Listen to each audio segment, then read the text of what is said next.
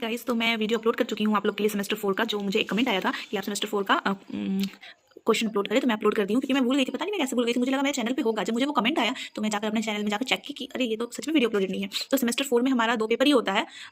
बोले तो एक ही पेपर होता है जो हमारा मेन पेपर, जो हम लोग जो सब्जेक्ट लिए हैं बस वो पेपर होता है। एक्स्ट्रा ऑप्शनल होता है जो हमारा आ जाता है। और सेमेस्टर 4 ही हमारा ऑप्शनल होता है कि आप उसमें मतलब जूलॉजी में जो आपके उसमें पेपर्स हैं आपको वो चूज करना पड़ता है। एक ही पेपर आप चूज कर सकते हैं। और दूसरा ऑप्शनल जो था ह्यूमन राइट्स, हमारे पास तो कुछ ऑप्शन ही नहीं था। मतलब ये हमारा आना ही था। मतलब अगर आप कोई भी एक पेपर चूज करते हो तो आपको ये ह्यूमन राइट्स एक्स्ट्रा पेपर में मिलेगी। तो मतलब हमारा कुल टोटल जो सेमेस्टर 4 है, मैं आपको सिलेबस वाले वीडियो में तो बता रखी हूँ कि सिलेबस वाले वीडियो में आपको मैं बता ही रखी हूँ कि आप लोग को 200 का पेपर देना पड़ता है, जो कि एक पेपर का टोटल 200 मार्क्स का रहता है। तो मुझे उसी सब्सक्राइबर ने ये भी कमेंट किया था कि आप इन्वायरमेंटल बायोलॉजी ली थी या सेल बायोलॉजी। तो मैं इन्वायरमेंटल बायोलॉजी ली थी क्योंकि मेरा जो सेल वाला पार्ट था उस टाइम मेरा बहुत वीक था। तो मुझे लग रहा था कि मैं नहीं कर सकूंगी सेल में जितना मैं इन्वायरमेंटल के क्वेश्चन सॉल्व कर सकती हूँ। अगर दिस टाइम जैसे कि सेल में ऐसा था ना, उम, जैसे कि अगर जैसे कोई क्वेश्चन आता है तो हमें उसे सॉल्व करना रहता है। तो मैं सेल में उतना नहीं सोच सकूंगी जितना कि मैं इन्वायरमेंट में सोचकर कुछ बना के मैं आंसर कर सकती हूँ। उतना मैं सेल में नहीं कर सकती क्योंकि मैं ज़्यादा कंफर्टेबल थी इन्वायरमेंट के साथ, तो इसलिए मैं चूज़ की। और दूसरे नंबर इसलिए भी कि मेरी कुछ फ्रेंड्स भी थी जो इन्वायरमेंट चूज़ करी थी, बिकॉज उसे ना अदर फील्ड्स पे भी ध्यान देना था इसलिए। और सबका ये भी क्वेश्चन रहता है क्या हम इससे क्या मैं इन्वायरमेंट चूज़ करने से क्या मुझे मेरे CSIR नेट एग्जाम में कुछ वैसा देखना पड़ेगा? तो नहीं, ऐसा बिल्कुल कुछ देखना नहीं पड़ेगा। इससे कोई फ़र्क नहीं पड़ता। ये मैं वहाँ के मतलब टीचर्स भी मैं क्वेश्चन कर रखी थी ये वाला चीज़, तो ऐसा कोई फ़र्क नहीं पड़ता। अगर आप ज़्यादा जानते हो सेल में, अगर आपको नॉलेज है, अगर आप सेल में अगर आप बहुत अच्छा कर सकते हो तो आप सेल चूज़ करो। अगर आप सेल से ज़्यादा इन्वायरमेंट में अच्छा कर सकते हो तो आप इन्वायरमेंट चूज़ करो।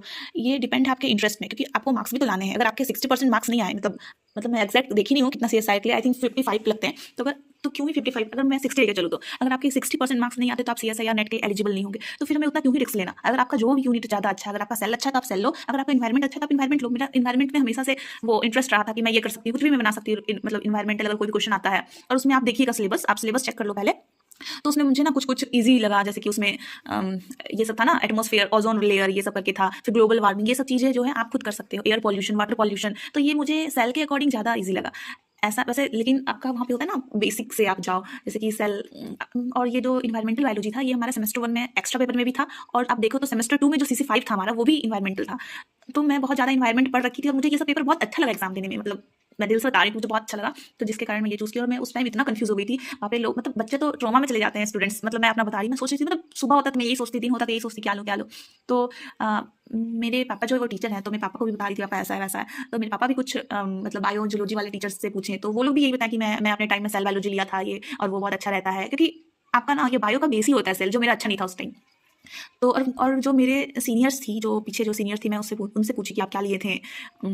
तो वो भी बताई। उनके पास ना कुछ ऑप्शन नहीं था। मतलब पहले वाले जो थे स्टूडेंट्स, उनके पास ना ऑप्शन ही नहीं था। उनको सेल ही चूज़ करना था और कुछ ऑप्शन नहीं था। और हमारे टाइम क्या हो गया था ना, 23-25 वाले को इन्हें ऑप्शंस मिल गए थे कि आप सेल लो या इन्वायरमेंट लोगे या फिर कुछ एक अदर, और एक क्या था मुझे भी ध्यान में नहीं आ रहा है, काफ़ी टाइम हो गया था, मैं भूल गई। तो हमारे पास जब ऑप्शंस हो जाते हैं ना तो बहुत दिमाग वो होने लगता है। तो मेरे पापा जितने भी टीचर से बात किए बोले सेल लोगे तो अच्छा रहेगा। तो फिर मैं उस टाइम भी मैं सबका सुनी, ठीक है सेल है, अच्छी बात है कि आप सेल पढ़ रहे हो। वैसे आपको तो दोनों यूनिट आपका CSIR में, ऐसा तो नहीं है कि सिर्फ सेल है और आपका इन्वायरमेंट नहीं है, आपको पढ़ना पड़ेगा दोनों यूनिट CSIR के लिए। तो फिर मैं लास्टली वही की, मेरा सेल वीक था जिसके कारण मैं सेल नहीं ली। तो फिर मैं इन्वायरमेंट लेके आगे चली।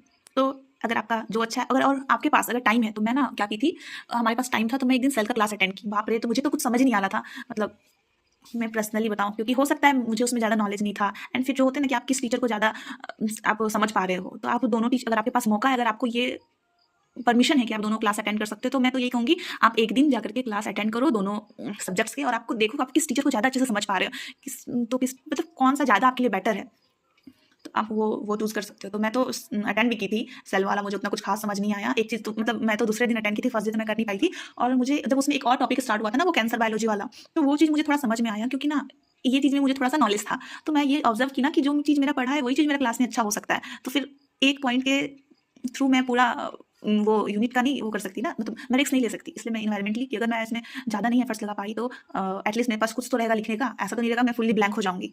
तो फिर मैं, अब आपकी मर्ज़ी कि आप क्या लें और आप किसमें बेस्ट कर सकते हो। बस आप जिसमें बेस्ट हो वो करो, आप जिसमें ज़्यादा नंबर ला सकते हो। और हाँ, तो वो जो मेरे पापा के जो फ्रेंड्स थे, वो टीचर्स लोग ये बताएं कि देखिए सेल बायोलॉजी है आपका, मतलब बहुत अच्छा आपको लेना चाहिए। और लेकिन जो इन्वायरमेंटल बायोलॉजी है ना, वो आपका स्कोर को गेन करने वाला एक सब्जेक्ट है, एक पेपर है। तो वो स्कोर को मतलब आप बहुत अच्छा उसमें उठा सकते हो। तो सीधी सी बात है। तो फिर मुझे भी लगा कि मैं इसमें ज़्यादा अच्छे से मार्क्स ले सकती हूँ बहुत, तो फिर मैं वो चूज़ कर ली और फिर आगे बढ़ी उस सब्जेक्ट्स के साथ। और जो सेल बायोलॉजी है वो कंसेप्चुअल टाइप है, ये भी है, इसमें भी आपका लॉजिक्स आने लगते हैं, बट ये जो स्कोरिंग सब यूनिट था जिसके कारण मैं ये चूज़ कर ली और मैं इससे ज़्यादा कंफर्टेबल भी थी क्योंकि मैं ऑलरेडी यूनिट सेमेस्टर 1 के जो एडिशनल पेपर हो जाते हैं उसमें मैं कर रखी थी AECC 1 जो होता है उसमें, और मैं CC5 में भी इन्वायरमेंटल बायोलॉजी कर रखी थी। आप देखोगे ना उसमें भी आपका एयर पॉल्यूशन, ग्लोबल वार्मिंग, बहुत सारे जो टॉपिक्स है वो रिपीटेड है, एंड फिर आप इसमें बहुत सारा न्यू न्यू चीज़ पढ़ोगे, लोटका वोल्टेरा वगैरह, ये तो CSIR ये सब में तो आता ही है। तो आपको बहुत अच्छा लगेगा कि आप डीपली इतने अच्छे से आप रिसर्च करके पढ़ोगे। आई होप आप लोग का थोड़ा डाउट क्लियर हुआ होगा कि आपको क्या चूज़ करना चाहिए, उतना हेजिटेट नहीं होइएगा, बिकॉज ये CSIR पे कोई इफेक्ट नहीं करता। बहुत लोग तो ये भी बोल रहे थे कि थोड़ा आर्ट्स वाला सब्जेक्ट हो गया, आर्ट्स वाला सब्जेक्ट हो गया तो मतलब ये आर्ट्स वाले सब्जेक्ट में तो ये नहीं ना है, ये तो साइंस में मुझे ऑप्शन मिला तब तो मैं चूज़ कर रही हूँ, सीधी सी बात है। स्पेशली आर्ट्स वाले फील्ड में जाके तो चूज़ नहीं कर रहे हैं, तो ये साइंस का ही सब्जेक्ट है और ये CSIR के यूनिट्स में भी है जो 13 यूनिट्स है, तो डोंट वरी, कुछ फर्क नहीं पड़ेगा।